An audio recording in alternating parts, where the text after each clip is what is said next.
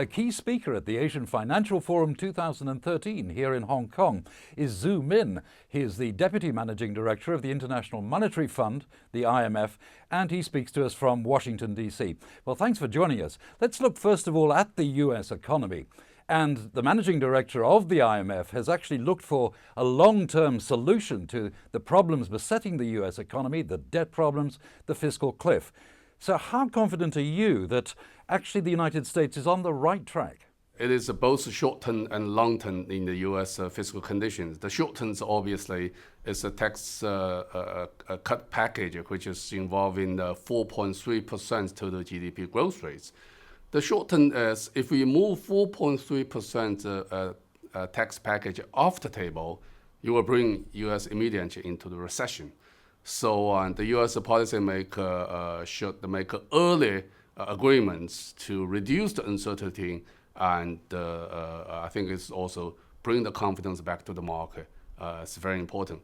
But more important also is a long-term issue, because there's a long-term fiscal sustainability. Because in the short term, we have to carefully balance both the growth and fiscal adjustments. But for long term, if you're looking for the demographic change, if you're looking for the entitlements, if you're looking for all the growth forecastings, maintain long-term fiscal stability is ever become important issues. We are positive for the U.S. because they still have a lot of room to maneuver to go through the whole thing, but the policymaker have to make a decision as soon as they can. And currently, obviously, the most important issue is to reduce the uncertainty, because this is a policy. U.S. fiscal situations not only have a big impact on the U.S. economy, but also have a big impact on the global economy as well. Now, another major problem facing the IMF is, of course, the Eurozone crisis. How would you rate the approach taken by the Troika, which of course includes the IMF, where it comes to the European problems? And bearing in mind there have been many of these agreements and sub-agreements going on from time to time. The Troikas, the EU, the ECB, and the fund has been working together and has been working very hard, try to bring the financial stability back to the euro area, particularly in the country. We had a program such as Portugal's islands and Greece. And with the recent policy actions, we thought the financial market has been easing. For example, you see the volatility reduced and the bonds yields drops. And the CDS also drops. If you increase and the CDS drops, the bonds yield drops roughly 165 base points.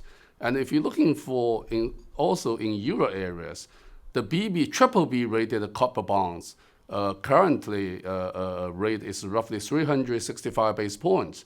And just 12 months ago, it was 800 base points. So it really lowers. It shows market is easing now. But obviously, and the market is still very fragile, as we have to say, and because there's still the deleveraging in the process, so still the capital issue for the banking sector, so still for the program countries to reassess to the market issues. I think there's still issues we solve. I would say the European policymakers try their best and really moving in the right direction. I think that's very important. There is a proposal for the banking union, is a proposal for the fiscal pact. The ECB bring the OMT on the table, and also they have a lot of proposals to further promote the single market. I think this is very important to further enhance the currency union. They are really moving in the right direction. So in short, 2013 will be a stronger year for the peripheral members of the Eurozone that you mentioned. I think 2013 should be a better year, because if you're looking for the whole Europe, they have a negative growth rate this year, euro area, and the next year the growth can be a little stronger.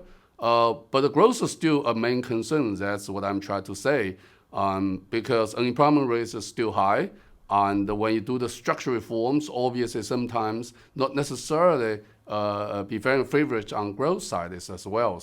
But I would say the next year, if you're looking for the financial market, if you're looking for the growth perspectives, it should be better than this year. Now, turning to Asia, many commentators have talked about intra-regional trade, how many of the countries in Asia, surrounding China in particular, are going to be particularly robust.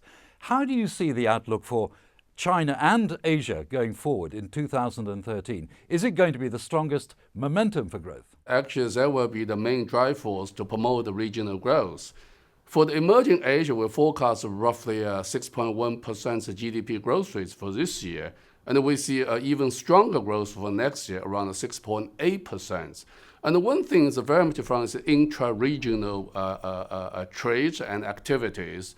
And what happened in Asia is forming, I call the Pan-Asia integrated vertical supply chain. And grab more and more global other areas into supply chains. For example, you probably now believe Brazil today is belong to the supply chain, Chile as well, and also some countries in Africa as well.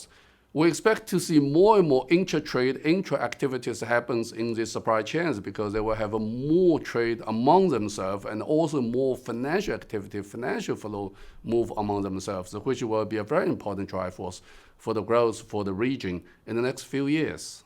Well, thanks very much for those answers. Now, you're attending the Asian Financial Forum 2013 here in Hong Kong. So what are the sort of messages you want to hear and indeed want to deliver at the forum? I think this is a very important financial forum and for the region and for the whole world. The first issue is the global financial system is still very fragile. So we need working together. And we need to take a very cooperative approach of working together to further enhance the financial stability of the whole world. The second issue is Asia is to play more and more important role in the whole world now, not into the whole trades in manufacturing, exports in the GDP production area, but also in financial area as well. And in the past 10 years, Asia exported roughly 3.2 trillion capital to the whole world. I think this is a huge amount of capital. Asia have the capital, have a needs. So on how Asia further develop the deepening financial market to facilitate support Asia financial development and economic growth, and to support the whole global economic growth and the financial market. I think this is obviously a very important issues. And the third issues, I would very much to see with these forums and a global discussion, put Asia in the global context to see how Asia and the global financial market can work together to build a better system for everyone.